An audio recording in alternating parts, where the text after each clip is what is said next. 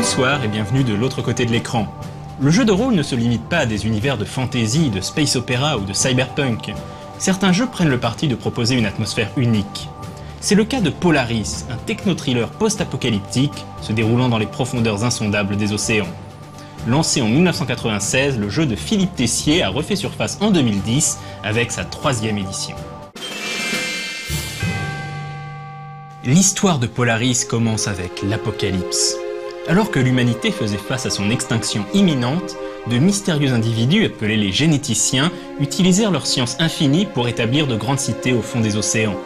Leur empire dura et prospéra durant des centaines d'années, mais les détails se perdirent dans les brumes de l'histoire. Toujours est-il que l'on se souvient désormais des généticiens sous le nom d'Empire du Mal. En l'an 0 du calendrier de Polaris, l'Alliance Azur se dressa face aux généticiens et détruisit leur empire. Les généticiens survivants disparurent, non sans avoir saboté leur banque de données afin de s'assurer que les rebelles ne pourraient jamais utiliser leur technologie. Après 250 années de paix, un étrange virus frappa une partie de la population de stérilité.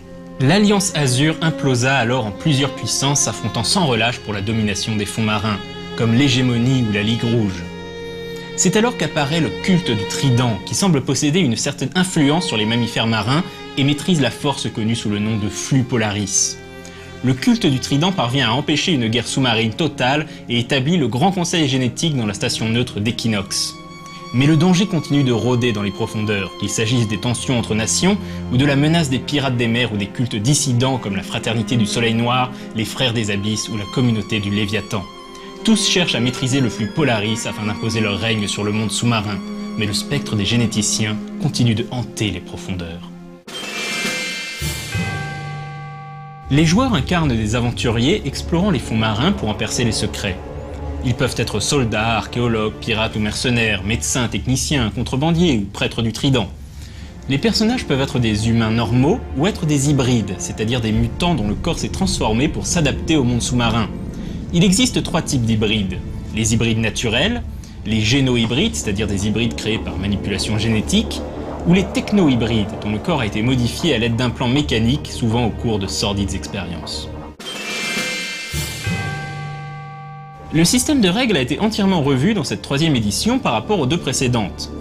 Polaris 3 utilise principalement des dés à 20 faces. Il s'agit de lancer un dé dans le but d'obtenir un résultat inférieur ou égal à un seuil de réussite qui correspond à l'addition du niveau de la compétence plus le niveau de l'attribut correspondant.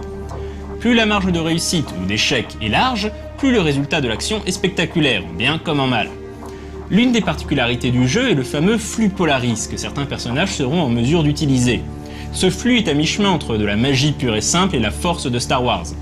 Le personnage devra d'abord libérer cette énergie, parvenir à la maîtriser puis la modeler afin d'obtenir divers effets. Mais un pouvoir mal contrôlé peut aussi avoir des conséquences désastreuses pour son utilisateur comme pour ceux qui l'entourent. Avec son univers SF entre Abyss et Aquanox, Polaris propose un cadre de jeu qui change agréablement des poncifs habituels du jeu de rôle. C'est également un monde riche en secrets et en complots qui ont été développés au sein d'une gamme de romans. Cette 3e édition est plus facile d'accès que les précédentes et ses règles sont plus claires et moins lourdes, ce qui en fait une valeur sûre du jeu de rôle de science-fiction. Quant à moi, je vous dis à dans 2 semaines et d'ici là, jouez bien!